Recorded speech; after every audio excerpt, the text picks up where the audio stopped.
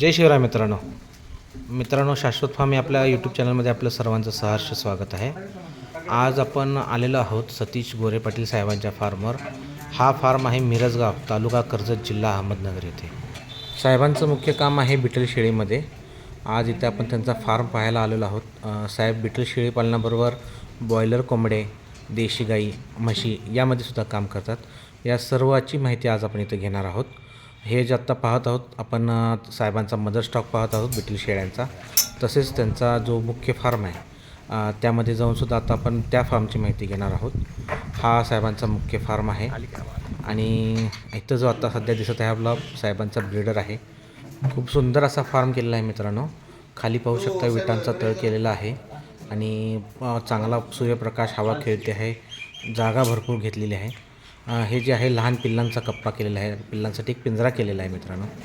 चला तर आता मित्रांनो साहेबांचं कामकाज कसं चालतं याची माहिती घेऊया. आजचा हा व्हिडिओ थोडा वेगळा आहे कारण ह्याच्यात आपण मुलाखत घेत नाही आहोत मित्रांनो. एक चर्चा होत आहे कारण बरेच लोक जमा झाले होते. आम्ही पाहण्यासाठी आलेले लोक, साहेबांचे काही मित्रवर्ग आणि नवीन शेळी पालनात उतरू इच्छिणारे काही लोक तिथं अभ्यास करण्यासाठी आले होते. हे सर्वजण एकत्र आल्यामुळे आम्ही असं ठरवलं की आज मुलाखत घेण्याऐवजी एक चर्चासत्र घेऊ आणि त्या चर्चेतून जी माहिती मिळेल ती आपल्या प्रेक्षकांच्यापर्यंत पोचवू. तर हा प्रयोग कसा वाटतो आणि हा व्हिडिओ कसा वाटतो मित्रांनो, पूर्ण व्हिडिओ पाहून मला नक्की कळवा. शेळीपालक मित्रांनो, आपण सध्या आहोत सुवर्णा गोट फार्म मिरजगाव, ज्याचे ओनर आहेत सतीश भाऊ गोरे पाटील यांच्या फार्मवरती आपण सर्व एकत्र आलेलो आहोत. तर हा सतीश भाऊ 10 महिन्याचा असताना आलेला आहे. हा मेल आहे. हा मेल आपल्या महाराष्ट्रातील शेळीपालक, आदर्श शेळीपालक आणि एकदम ज्यांच्याकडं चांगली गुणवत्ता असणारे जे प्राणी आहेत असे आपले गणवट आबा, त्यांच्या खली मेलचा हा बच्चा आहे. तर आता त्याचं 4 दात तोडतोय तो, 4था दात तोडतोय. तर त्याची हाईट, लेंथ तुम्ही आता प्रत्यक्ष पाहू शकता. त्याचा रुबाब जो आता खलीला रुबाब आहे त्याच्या पुढचा दिसतोय असं वाटतंय त्याचं. तर याची लांबी बघा पल्ल्यामध्ये एकदम जबरदस्त आहे आणि हाईट जर 47 त्याची आहे. लाईव्ह हाईट आहे आता सध्या 4 दात असताना. 4 दातावर 47 हाईट आहे. ते तुम्ही समोर व्हिडिओमध्ये एकदम असं चालताना वगैरे पहा कसा दिसतो तो, लक्षात येईल गोष्टी. बोन साईज पहा त्याची, कानाची लेंथ पहा, हेड म्हणजे आपण जे म्हणतो आता सध्या जे चालू आहे आईस बॉल वगैरे त्याचे पहा, त्याची हेड साईज पहा, शिंगाची जाडी पहा आणि त्याचा माथा बघा कसा उंच आहे, त्याची बोन साईज पहा कशी आहे. एकदम त्याची जे नरामध्ये पाहिजे आता सध्या जे नरामध्ये बिटरमध्ये पाहिजे ते बऱ्यापैकी सर्व गुण त्याच्यामध्ये दिसत आहेत आपल्याला. बरोबर. जे शेप पाहिजे, त्याची लांबी पाल्ला पाहिजे, ते सर्व आपल्याला त्याच्यामध्ये दिसत आहेत. तर याबद्दल थोडंसं आता दीपक भाऊ आपल्याला बोलतो. मित्रांनो, आत्तापर्यंत आपण बरेच फार्म फिरलोय, बघितलंय सगळं आणि मेन ब्रीडरविषयी मी थोडं सांगतो तुम्हाला. ब्रीडर घेताना नवीन शेळी पालकानं ह्या नराकडे बघून, गुणवत्ता याची थोडी बघून घेताना ब्लडलाईनचा का घ्यावा आणि घेतल्यानंतर पुढं काय त्याची डेव्हलपमेंट होती किंवा कसा बनवू शकतो चांगल्या ब्लडलाईनची घेण्याची ही कारणं. लोक काय म्हणते ती बिटलचे 15,000 पासून नर मिळाली, 20,000 पासून पण मिळायला चालू होते. पण साहेब तुम्ही घेतला होता कितीला? आपली खरेदी त्या टायमिंगची 10 महिन्याचा असताना 1,30,000 रुपये. 1,30,000 रुपये. पण आज बघू शकता 1,30,000 रुपये लावले ना त्याला लावताना पैसे आम्ही फक्त त्याची साईज बघून लावली. कसा होईल तो नंतर आमच्या पैसे आल्यानंतर घालला. म्हणजे त्याच्यामध्ये पण त्यांचं परिश्रम खूप महत्वाचा आहे. पाटलांचा परिश्रम खूप महत्वाचा. परिश्रम पण ही सगळी परिश्रम करते पण त्याची ब्लड लाईनची गुणवत्ता त्याने ते दाखवली. त्याला 7 पाटलांची भेटली.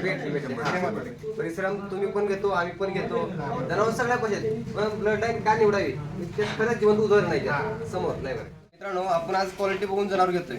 म्हणजे क्वालिटी म्हणजे काय असते ह्या मेल मध्ये पडल्यावर तुम्हाला येते बघा. सिंग, चेवडे सिंग, आयबॉल आणि पंच आणि माता पण दिसतोय मेलमध्ये. आणि मेलमध्ये गुणवत्ता म्हणजे स्ट्रक्चर, आपण जे म्हणतो स्ट्रक्चर त्या मेलमध्ये खरं बघण्यासारखं स्ट्रक्चर आहे. लेंथ बघा आणि सगळ्यात चांगला पॉईंट म्हणजे मेलमध्ये टेस्टिकल पण बघितले जातात. आणि बोन साईज, सीना पुढचा समोरचा सीना बघा, गर्दन, सीना, झालर. क्वालिटी म्हणजे निवडावी तरी अशी असावी मेलमध्ये क्वालिटी. लाईव्ह मध्ये त्यांचा होता तोडलेला आहे. 16.5 महिने. ओके. अजून 1.5 वर्ष पण रजाक शेख म्हणून गोरे साहेबांचे मित्र आहेत. ते खास करून इथं बिटल शेळी पालनचं माहिती घेण्यासाठी आलेले आहेत. त्यांना तिथं बिटल शेळी पालन सुरू करण्याची इच्छा आहे. मग साहेबांच्याकडनं माहिती घेऊ की त्यांना सध्या ते काय करतात आणि बिटलमध्ये काय उतरायला त्यांची इच्छा आहे उतरण्याची. सर माझ्या घरी 5-6 गाय आहेत आणि गायांचा खर्च वाढत आहे, खुराक वाढत आहे आणि त्यामध्ये परवडत नाही आहे. त्यामुळे म्हणलं काही चालू रनिंग पकडून काही गाय कमी करू बरं. आणि काही बिटलचा व्यवसाय चालू करू आणि या साहेबांची थोडीशी माहिती घेऊ आणि गायडन्स घेऊ. त्यासाठी आम्ही आलो आहोत इकडे. आता गाय कुठल्या HFच्या आहेत आपल्या? हा याच्याच आहे. मग ते दूध उत्पादनात तुम्हाला ते तेवढं परवडत नाही. परवडत नाही, खर्च जास्त आहे. बरं. आणि हे परवडत असं वाटतंय तुम्हाला? हो. तुमचा जो अभ्यास सुरू आहे. हा बरं. कारण अभ्यास स्वतः करायचा असतोय. स्वतःच. साहेबांना परवडलं किंवा मला परवडलं म्हणून तुम्ही चालू करणं हे चुकीचं. तुम्ही अभ्यास केला. नाही, आपल्या मनातून करायचं हे अच्छा. की गुरांमध्ये पहिलं परवडत तुम्ही नाही. व्यवसाय सुरू करायच्या अगोदर त्याची आवड तुम्ही निर्माण करू. फायदा झाला तरी बी तुम्हाला त्याची आवड राहिली पाहिजे, तोटा झाला बी सुरुवातीला तरी तुमचा त्याचा आवड आदर राहिला आवड पाहिजे. आहे म्हणूनच ना. नाही तर त्यांच्याकडे HF गाय आहेत म्हणजे त्यांना जनावरांची आवड आहे. पहिल्यापासून आहे. मग ते शेळी पालन त्यांना फारसं अवघड जाणार नाही आहे. कारण आपल्याकडे शेतीची सोय आहे, घरची शेती आहे, घरचा बरं. चारा आहे आणि बरं. जनावरच आपलं शेतीला द्यायचे आहे. जोडधंदा पण तुम्ही दुग्ध व्यवसाय केलाय. हा, केला आहे. पण त्याचा अभ्यास तुमचं वय किती आहे 50 पण गेला आहे आणि किती दिवसापासून करताय तो धंदा? 15 वर्षापासून 15 वर्षाचा अनुभव तुम्हाला आता काय आलेला सांगतो? आहे. आता काय सांगतो तुम्हाला अनुभव तो? की आपण हळूहळू गाय कमी नाही, करू. त्यात पाहिजे ते इन्कम भेटलं पाहिजे तेवढं income जे भेटलं. कष्टाला पाहिजे प्रॉफिट भेटलं नाही. प्रॉफिट भेटत नाही तुम्ही आता सर्च केलं की बुवा शेळी पालन पण एक व्यवसाय चांगला आहे, आहे का? त्या दृष्टीने तुम्ही या शेळीवर पाहिला. हा, त्यासाठी बरोबर? पाहायला आलो. आता तर तुम्हाला वाटतंय ना ते करावा. करावं असं वाटतं तर नाही जिद्दीने. त्याला जे साहेब म्हणले की ह्या विषयाची तुम्ही 100% आवड अगोदर त्याची माहिती घ्या, हा, माहिती घेऊन कारण ते पण तुमच्या परत डबल होऊ नये. नाही नाही गोरे साहेबांसाठी आपण भेटू, माहिती घेऊ 2 दिवस 4 आणखी दिवस शेळी पालकांना भेटा, कारण आपल्याला ते करायचे की शेतकऱ्यात उतरल्यानंतर रिवर्स गेअर नाही पाडा. नाही बरोबर. रिवर्स गेअर नाही पाडायचा. नाही. हे महत्त्वाचं आहे. 2-4 तुम्ही उतरला लेट उतरा. तुम्ही आता 15 वर्षाचा अनुभव आहे ना. सांगताय, हा. तो अनुभव तुम्हाला चुकीचा आलेला आहे. आला ना चुकीचं. खोराकाचा खर्च, गायांचं मेंटेनन्स, दुखणं वगैरे वगैरे तुम्हाला त्या सगळ्या त्यामध्ये विकत नाही. अडचणीतून तुम्ही त्यात आलेले आहेत. त्यामुळे तुम्हाला वाटतं घेता आलं पाहिजे. विकत चारा घ्यायचा, पण त्यांचं मेडिसिन पुरवायचं, त्यांच्या मग आपली मजुरी फुकट जाते हा. आणि चाऱ्यामध्ये पैसे अडकले असतात, शेती अडकते, शेतीमधून उत्पन्न मिळत नाही. बरोबर. कारण 6 गाय पाळल्या आणि तर तिच्या शेतकऱ्याला 2 एकर शेती, जोडधंदा असणं गरजेचं आहे. 2 एकर शेती तर गुंतते बरोबर. बरोबर. आणि ते गुंतल्याच नंतर आपण मजुरी करायची कुठे? मग या गायांचीच मजुरी करतो नक्कीच, आणि त्यांच्या मागून आपल्याला तुम्ही उत्पन्न आता मिळालं. नक्कीच घेतलेला निर्णय योग्य आहे. आहे. त्याच्यातून थोडा विचार करा, चर्चा करा आणि शेतकऱ्यांची हा, चालेल, चालेल. 100% उतरा. 15 वर्ष दूध व्यवसाय करून आज त्यांना कळते की हे चांगला नाही किंवा आपण तोट्यात आहे. आणि त्यांच्या आणि दृष्टीने तो व्यवसाय. 4 वर्ष यांनी शेळी पालन करून हे सांगतात की मी समाधानी. हा. त्यामुळे शेळी पालन व्यवसाय उत्तम आहे, याला काही शंका नाही.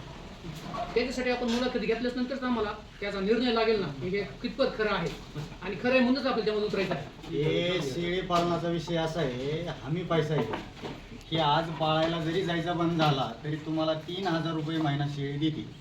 10 शेळ्या सांभाळल्या तर 30,000 रुपये महिना तुम्हाला राहते. 20 सांभाळल्या तर 60,000 रुपये राहतोय. त्यातून 20,000 खर्च जरी पकडला तरी तुम्हाला 40,000 रुपये महिना राहतोय. नाही पाळायला जाता हा. त्या हिशोबाने व्यवसाय करावा लागतो. आणि शेळी पालन हे नासका व्यवसाय नाही. दूध व्यवसाय हे जर तुम्ही दूध आजच दुकान घाला ते 3 रुपये तेच, लिटर तेच. रेट भेटला तरी. आज शेळी पालनाचा व्यवसाय असा आहे, आज जर ही पिल्लू नाही विकायचं म्हणलं 2 महिन्यांनी विकायचं म्हणलं तर त्याचे पैसे वाढून मी येते. वजन वाढतं. तसं हे सासून ठेवता मला येत नाही दूध व्यवसाय योग्य बाकीचा. नाशवंत तसंच माल. शेळी पालन हे असा पैसा वाढून देणार म्हणजे ती वाढूनच देणार. फक्त तुम्ही कवा द्यायचा विकायचा नाही म्हणला किंवा बाजार आता नाही, बाजार आल्या विकू तरी तो फिक्स पैसा हमी भाऊ म्हणला तरी काय अडचण नाही. अगदी खरं आहे. आणि शेळी पालनाचं तुम्हाला एक वैशिष्ट्य सांगतो. स्वतः मालक, स्वतः व्यापारी आपण आणि आपल्या मालाची किंमत ठरवणार आपण व्यापारी. बरोबर आहे. हा मुद्दा पण त्यामुळे एक- आणि आजच्या मार्केटमध्ये तुम्हाला- एवढाच व्यवसाय शेळी पालन त्याचं मार्केट आपण करू शकतो. हा, दुसऱ्याचा आपण अधिकार किंमत- नाही आपल्याला. आपण लावू शकतो किंमत. आपल्या मालाची किंमत आपण करू शकतो. आज तुमचा दूध व्यवसाय तुम्ही नेऊन डेअरीला गाठल्यानंतर तुम्हाला जेवढा रेट देईल तेवढाच गेला नाही. तेवढा. तुम्ही तिथं बोलू शकत नाही माझा आज 20 रुपये घे 30 रुपये घे नाही ना बोलू शकत. बोलू शकत नाही. पण आपल्या ह्या वस्तूची किंमत आपण स्वतः लावू शकतोय. हो. माझी आज वस्तू एवढी विकलीच पाहिजे, रुपयाला विकलीच पाहिजे. बरोबर आहे. हा व्यवसाय म्हणजे चांगला आहे. त्यामुळे काय होतंय, शेतकऱ्याला आपले जे काही ज्यासाठी आपण सोर्ससाठी काम करावं ते जे काही प्लॅनिंग असेल पुढलं कामाचं त्या शेळीपालनाच्या दृष्टिकोनात होऊ शकते. कारण तितकी अमाऊंट आपल्याला येणे किंवा न येणे ती त्यातून 100% उघडू शकते. त्या हिशोबावर माणूस आपलं पुढलं काम करू शकतो. आज प्रत्येक शेतकऱ्याची एक अडचण आहे, तो रानात पिकवतोय भरपूर, फक्त मार्केट त्याच्या हातात नसल्यामुळे तो तोट्यात आहे आणि आत्महत्या करायची वेळ त्याच्यावर. त्याच्यामुळे शेतकऱ्यांनी मग शेळी पालन हे आपल्याकडे अधिकारी त्याची किंमत आणि ठरवायची. तो हक्काचा व्यवसाय आहे. शिवाय तो नाशिवंत नाही, तो टिकाऊ आहे. प्लस पॉईंट साचून घेऊ शकताय तुम्ही. आजपर्यंत बाजारात प्रत्येक वेळी असा एकमेव धंदा शेळीपालन त्याला रेट कधीही मटणाचा रेट कधी आपण उचललेला नाही. म्हणजे आता एवढं आयुष्यात तुम्ही बघा विचार करून कधी आज रुपये 2 रुपये कमी झाला आहे, उद्या की रुपये वाढला की वाढला कमी नाही झाला. आज तेच तुमचं सोनं असले तुम्हाला आज समजेल 100 रुपये वाढला असेल, 4 दिवस समजेल 100 रुपये कमी झाले, परवा दिवशी ठरवा समजेल तुम्हाला 10 रुपये वाढलाच परत. चढ उतार प्रत्येक रेटचा आहे. फक्त हा शेळीपालन असा धंदा आहे त्यात रिव्हर्स नाही. उतार नाही चढच आहे सगळा. चढ आहे. तर तुम्हाला त्याच्या शेळीपालन करत असताना प्रोफेशनल शेळीपालन न होता किंवा गड्याच्या जीवावर अजिबात शेळीपालन होत नाही. स्वतः मालकानं तिथं लक्ष दिलं पाहिजे जाते तर शेळीपालन सक्सेस आहे. मालकांना लेडी लोटायची जबाबदारी घ्यायची. कुठेही गेलं तरी पाठ खराटा हातात येईन ह्या टायमिंगला शेडवर हजर आहे. जबाबदारी आहे आणि समजून जबाबदारी घ्यायची. नवीन चालू करण्याच्या डोक्यात काय राहते की ही इकायचं कुठे ह्यांचं इकायचं आपलं कुठे इकायचं हां. तो महत्वाचा प्रश्न आहे. थांबा एक मिनिट साहेब, तुम्हाला त्याच्यावर कॅल्क्युलेशन सांगतो. सगळ्यात साधं सोपं उदाहरण 10,000 रुपये मार्केटची किंमत योग्य का? आज तुम्ही गयांना कुठलाही बिझनेस करताना समजा शेळीची किंमत 10,000 रुपये धरली,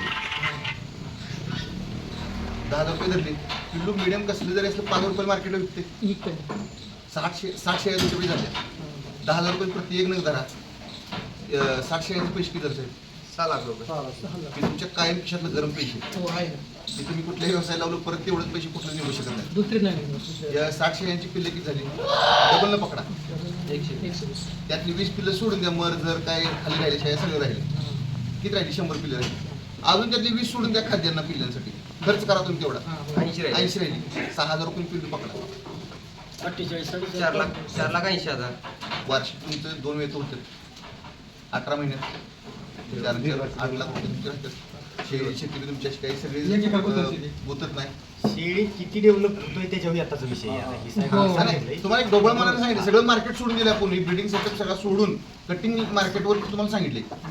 जुन्या गावरान पद्धतीवर जर चालले तुम्ही की बाबा गाभण काळात तिला नाहीच बाबा सगळी खुराक जात, मग करडं डायरेक्ट खायला लागल्यावर त्यांना खुराक चालू. शेळी मेली, शेळी हां कोरोना नाही. आणि शेळी पूर्ण विकण्यात झाल्यावर परत तिला लागवडीला यायलाच 5 हा महिने. येणार. तिला 5 महिने तुमच्या एवढी भेटायचं. त्याला जर जुना गुळकुंडी लागली पिल्लाला तर ती बी भरटून मरत आहे. कारण ह्याला तरी पक्व ताकद नाही.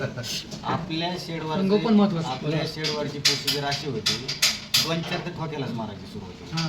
आपला घसकासलाच नव्हता. बरोबर नॉलेज. आज मी मला बऱ्यापैकी नावं वाचता येत नाहीत मेडिसिनवरचे, पण मी सारे ठोकतोय घरीच. मी डॉक्टरच गेटच्या आत घेतला नाही 2 वर्ष झालं. शिकण्याचं लगेच उत्तर येतं MD लोक कशाला आहेत मग आपलं ग्रुपचं तेवढा तर फायदा घेऊ. हो. बरोबर आहे. तर मग कशी वाटली मित्रांनो चर्चा? चला आता साहेबांच्या काही पाटी बघूया.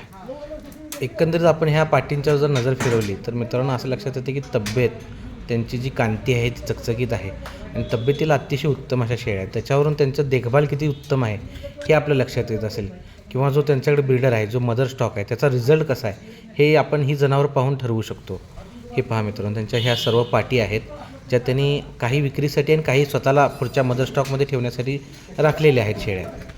ह्या एकंदरीत जनावरांच्याकडे नजर टाकूनच आपल्याला त्यांची जी काही शेळीपालनातली कामगिरी आहे किती उत्तम आहे हे लक्षात येते मित्रांनो.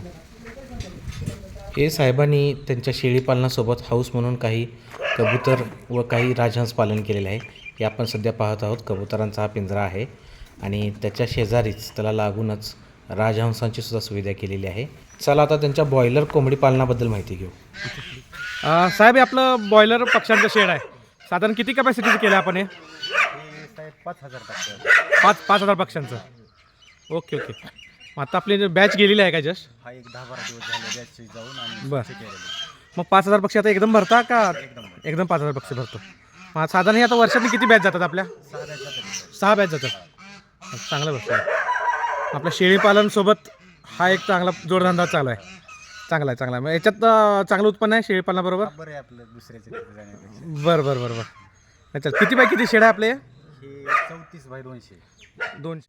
साहेब, आता हे आपलं देशी गाई एक म्हैस दिसते, हे आपले कशासाठी? घराच्या दुधासाठी सांभाळ खायसाठी घरात दूध खाण्यासाठी. बरोबर. ही आपली गिर गाय दिसते ना? मुर्रा म्हैस आहे. आणि ते मागं दिसते ते काय खोंड आहे का काय आहे कालवड कालवड लागते एक दारात म्हणून सांभाळलेली खिल्लारची कालवड आहे ती बरोबर नाही आवड पाहिजे आपला आणि आपलं देशी गोवंश आपण सांभाळला पाहिजे त्याशिवाय शोभा नाही नाही बरोबर आहे गोट्याला शोभा नाही चालेल चालेल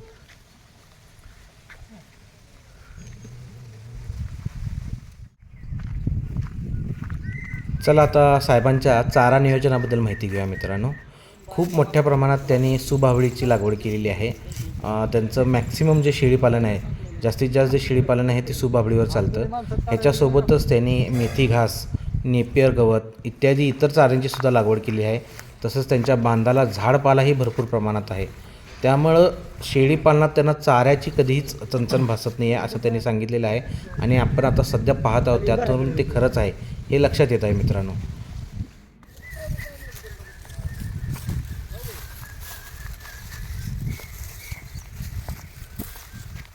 मित्रांनो आता आपण गोरे साहेबांच्या शेतात आलेलो आहोत. त्यांचं वैरणीचं चारा लागवडीचं सगळं काय नियोजन आहे पाहण्यासाठी.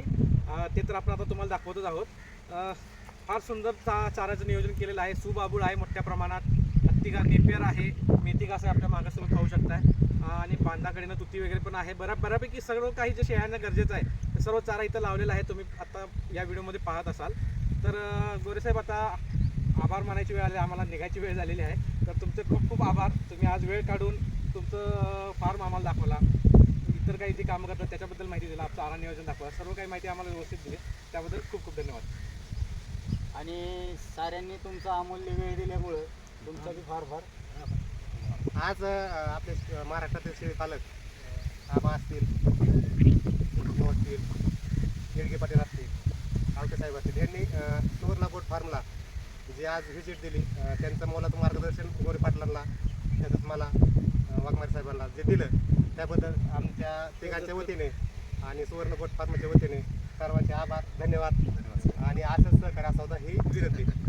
थँक्यू. मित्रांनो, आजचा हा व्हिडिओ जर तुम्हाला आवडला असेल, माहितीपूर्ण वाटला असेल तर या व्हिडिओला नक्की लाईक करा, शेअर करा आणि आपल्या चॅनलला सबस्क्राईब करा. तर भेटूया पुढच्या नवीन व्हिडिओमध्ये. जय हिंद, जय महाराष्ट्र.